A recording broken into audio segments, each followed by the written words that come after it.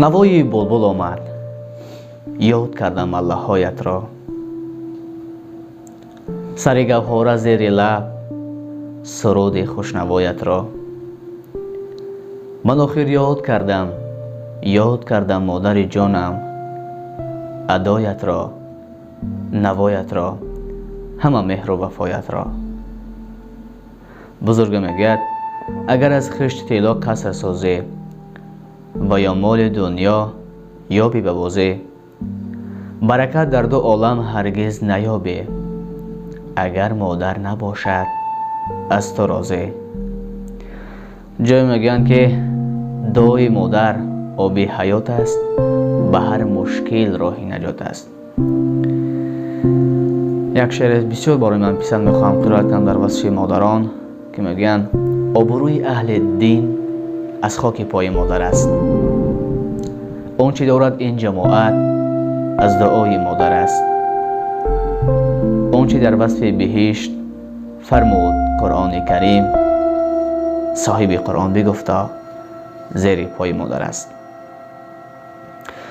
روز کودک خردسال که تقریبا 5 سال داشت و نخستین سخنهای خود را میگفت و با لحن شیرین کودکش سخن میگفت، روز از اهل خانواده میشنود که مادر بهشت را زیر پا گذاشته است و از مادر خود میپرسد مادر جان، من شنیدم که شما بهشت را زیر پای گذاشته، چرا؟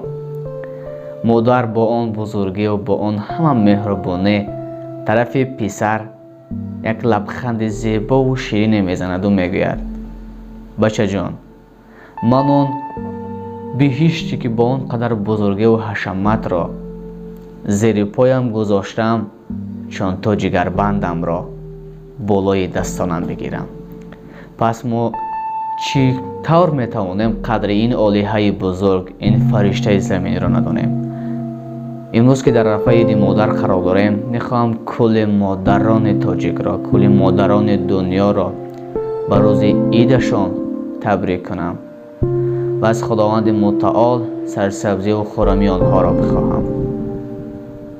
خداوند هر کجای مادران باشند نگهبانشان باشد. خداوند قلب هر یک مادر را آری از همه تشویش ها و زندگی بگرداند، آری از همه غم و غصه بگرداند. خداوند فرزندای همه مادران را در پناهش نگه بدارد. ما همیشه گناه میکنیم، همیشه مادران را میرنجانیم. مادران میبخشند، بسیار حلیم و مهربانند، نسبت فرزند بسیار حلیم و مهربانند.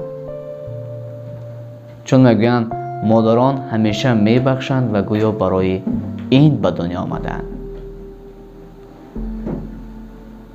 روز آلیه بخشنده روی زمین را، دویمین آفرنده را، مادر را، و کل مادران تبریک میگویم.